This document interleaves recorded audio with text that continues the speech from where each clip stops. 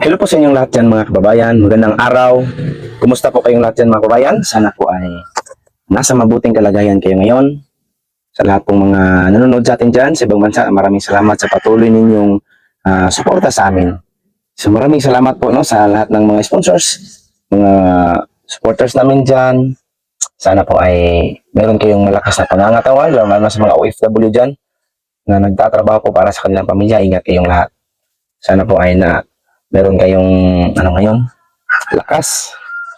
Sana po ay palagi kayong ginagabayan para po malagpasan ang mga problema. So ngayon mga kababayan, no, so wala sila si Nanay Lorna kasi pinapatapos pa niya na yung mga mais niyang na-harvest doon sa Salanggoy, no? Pinapalubo, tawag sa amin mga kababayan, pinapalubo. Yung hiniwalay sa kanyang, yung piraso niya ng bunga, no? Lubo tawag sa amin, ewan ko sa Tagalog anong tawag doon. Tapos andun pa siya sa sakahan ngayon, sabi niya, posibleng sa Lunes siguro makauwi siya para mapalabas yung mga mais at papakuha doon niya sa akin doon. So abangan natin kung gaano karami ba yung mais ni Nanay Lorna doon.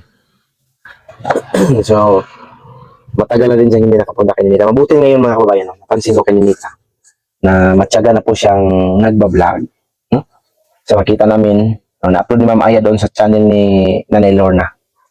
So napaka-tiyaga na niya, no? Kasama si Jory. So makakatulong din yan para sa kanila. Malaking tulong na yan. Para kay Ninita, kay Nanay Lorna, at pati kay Jory, no? So maraming salamat po sa mga supporters na sumusuporta po sa mga vlog ni Ninita. So dahil po sa inyo, malaking tulong na po sa pamilya ni Jory at maging sa pamilya rin po ni Nanay Lorna. So maraming salamat sa walang sawa ninyong tulong. Kahit sa ganung paraan, malaking tulong na po yan. Lalo na po sa mga hindi nag-skip ads, no, ng mga nanonood dyan, maraming salamat po. Sa lahat ng mga baguhan dyan sa aming channel, paki-subscribe naman po sa amin, paki-like and share. Sa lahat ng mga bagong subscribers namin dyan, salamat po sa inyong lahat mga kababayan, no? Malaking tulong na yan para sa amin ang inyong suporta. So matagal pa po kaming hindi makapunta, no, doon kay Ninita mga kababayan kasi medyo busy pa. At sabi din namin na i-contact na lang, kumustahin kung okay lang ba. So malalaman natin na okay na sila doon. Palagi nagtatanong si Ninita na kung kailan daw kami makapunta doon. Nagchat-chat ka Ma'am Aya, kailan daw kami makapunta. Sabi ko kay Ma'am Aya nga baka medyo matagal pa kasi si Ma'am Aya ngayon pumunta ng Davao mga kabayan kasi meron pong winning day yata yung isang scholar nila. So andun sila sa Maynila ngayon, no? Kaya medyo matagal pa kami makapunta talaga kay Ninita. Sabi ni Ninita na matagal na daw hindi siya napasyalan doon. So sa lahat po mga supporters dyan, so abangan nyo lang po ang pagpunta namin dyan namin doon kay Ninita para po ma-update natin, makumusta natin siya kung kumusta yung kalagayan niya doon. Sa lahat naman pong hindi nagtatagusto, no, na mapuntahan si Ninita, pero si Nanay kasi minsan mga kabayan gusto niya talaga mapuntahan si Ninita, no, dahil sa mamimiss niya si Ninita kasi siya lang yung pinaka last niyang inalagaan na anak, no, pinapalaki. Tapos ayaw niya sana talagang mag-asawa pero nangyari na, wala siyang nagawa. Kasi gusto ni Nanay mga kabayan na ayaw niya maranasan ni Ninita ang naranasan niya naman. Ma-remember niyo yung nasa last video natin mga kabayan na doon ko din nalaman kasi Nanay Lorna pala ay nag-asawa siya na napakabata pa talaga. Hindi pa nga siya nagdadamit. Naguhubad pa siya. Tapos si tatay naman, karga-karga siya papunta sa sakahan para maghanap ng mapagpipirahan o abaka. Tapos mag-asawa na sila daw doon, noon time na yon. Tapos silang kinasal. So ganoon po, no? Ang panahon noon, kapanahon na noon sa kultura mga kabayan, kahit napakabata pa, pag makita po ng magulang mo, ang isang magulang ng kapitbahay mo na mabait, talagang gustuhin niya yung mapapangasawa ang anak mo sa kanyang anak. Kaya mag-usap-usap yung bawat magulang at doon pag-asawahin kayo na hindi mo alam. Yun yung nangyari kay Nanay Lorna noon. Kaya hindi niya gustong maranasan ni Ninita, kaya ayaw niya talaga sanang mag-asawa. Kaya hindi niya binuya noon si Ninita. Gusto niya makapagtapos para daw balang araw hindi maghihirap. Gusto niya may negosyo, sabi ni Nanay Lorna, pero hindi talaga daw natuloy kasi nakapag-asawa. So sabi ko kay Nanay na huwag naman nating i-judge na baka malay natin balang araw sila ay magiging business man o mayroong business sila. So yun yung pinag-alalahan ni Nanay ay Ninita. So ngayon, nabisi man si Nanay Lorna sa kanyang sakahan, kaya hindi pa tayo makakapunta doon. Sinabihan na lang si Ninita na baka next week siguro makapunta kami. Sinabihan ni Mama Aya kasi hindi man talaga kami makapunta ngayon. Habang busy pa si Nanay Lorna, busy pa rin kami. Ano pang ginagawa? So, mabuti na lang, matyagang nagbablog si Ninita. No? So, maraming salamat talaga sa inyo lahat. Mga kaibigan natin dyan, OFW, maraming salamat po. Palagi kayong nandyan. Palagi kayong sumusuporta sa aming mga vlog. Sa mga supporters ni Sir Paul, maraming salamat po. No? Kaya nagkakilala tayo. Nakilala nyo kami dahil po kay Sir Paul. Yung mga supporters ni Sir Paul dyan. Kaya siguro nandito kayo sa amin ngayon nakapanood dahil po kay Sir Paul. So yun mga kababayan, maraming salamat sa inyo lahat. At tungkol po kay Irene mga kababayan, so maraming salamat po sa naghatid ng tulong, sa nagbigay po ng tulong, mga sponsors. Maraming salamat po sa inyong lahat na binigay na tulong para kay Kumaring Irene. Yung cash assistance, no? Para po makabalik siya ng hospital. So doon na po sila ngayon daw sa hospital, sa Davao. Sabi ni Irene na nakapag-rent na sila doon sa Buhangin. Medyo malapit ka sa hospital. At noong isang araw mga kababayan, nag-chat si Irene na nakuha na niya po ang result ng ultrasound. Yung ultrasound po, siguro sa loob ng kanyang tiyan, no?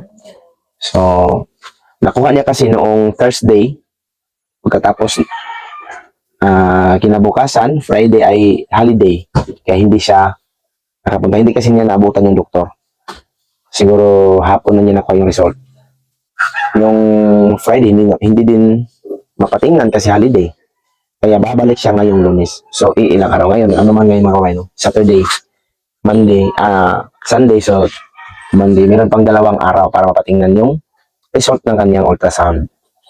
So, abangan na lang natin mga kabayan, no?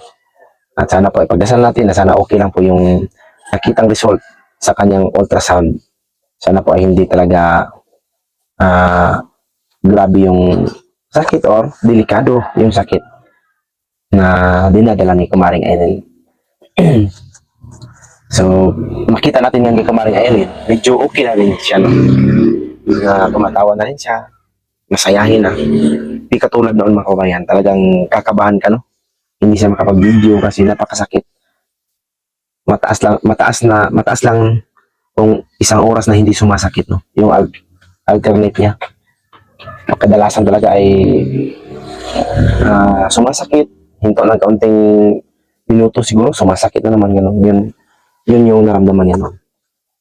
Tapos, hanggang nawalan siya ng ganang mag-video na, sabi niya.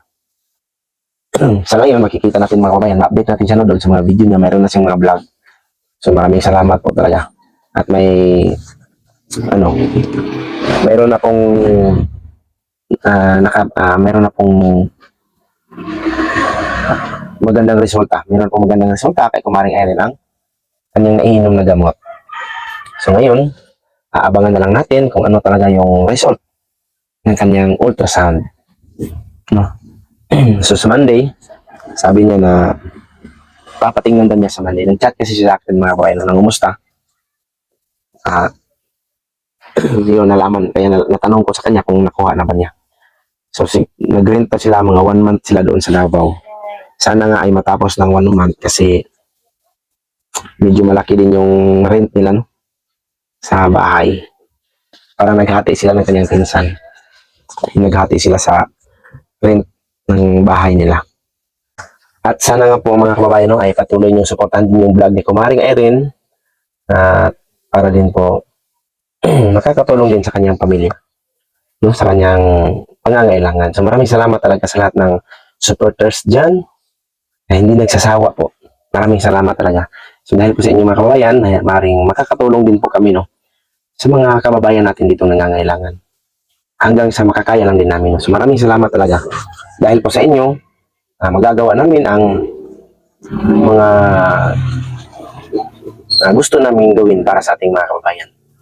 Lalo na po sa mga nangangailangan. So maraming salamat. At sana po ay bigyan din kayo ng mga blessings para makatulong din po kayo sa mga nangangailangan dyan. So maraming salamat at update na lang natin, hintayin na natin yung result ni Kumaring Irene mga kabayan. Kung ano ba talaga yung result ng kanyang ultrasound. Pero sa tingin ko mga kababayan, parang hindi na siguro yun. Ay. At abangan nyo rin po mga kababayan ang aming pamamasyal doon kay Ninita. So isusurprise natin. Isusurprise natin si Ninita doon. Pag-schedule lang kami. Pag makatapos na sila na Luna sa kanilang trabaho doon sa sakahan. Kung hindi na rin busy sila mamaya sa mga trabaho. At tayo din, kung hindi na tayo busy. So mag-schedule tayo. Pasya lang natin si Ninita doon. At isusurprise natin. Magluluto tayo doon sa Mangustinan. Sa sakahan nila. Na tinatrabahoan nila ni Jorin. So, magluto tayo doon tayo magluluto ng pagkain. Ibanding natin si Ninita doon sa sakahan. So, yun yung gagawin natin mga kabayan. Para ma-enjoy din siya. Dahil sa matagal na hindi niya nakita. Si Nanay Lorna, hindi niya kami nakikita. So, yun lang mga kabayan. Maraming salamat sa inyong lahat. Sa lahat-lahat pong tulong ninyo sa amin. Talagang lubos kaming magpapasalamat sa inyo. So, sa lahat po dyan mga kababayan, pahingi po ng favor. Pag-subscribe po sa aming channel. Kay Nanay Lorna Umaling, kay Ma'am Aya, at kay Kumaring Irene. So, maraming salamat po. So, paki-like and share. So, maraming salamat po sa inyong lahat mga kababayan. At sa lahat pong mga nagmamaniho dyan, ingat kayo palagi. Sa lahat pong mga nanonood sa ating mga vlog na nagtatrabaho, kahit nagtatrabaho dyan, ay nakaplay yung ating video. Maraming salamat po. Maraming salamat po. Malaking tulong na po yan sa amin. Sa ganyang pamamaraan ay talagang malaking suporta yan sa aming pagbablog. Maraming salamat. So hanggang dito lang yung video ko mga kababayan. Magandang umaga. Ingat po kayo palagi dyan. Bye-bye.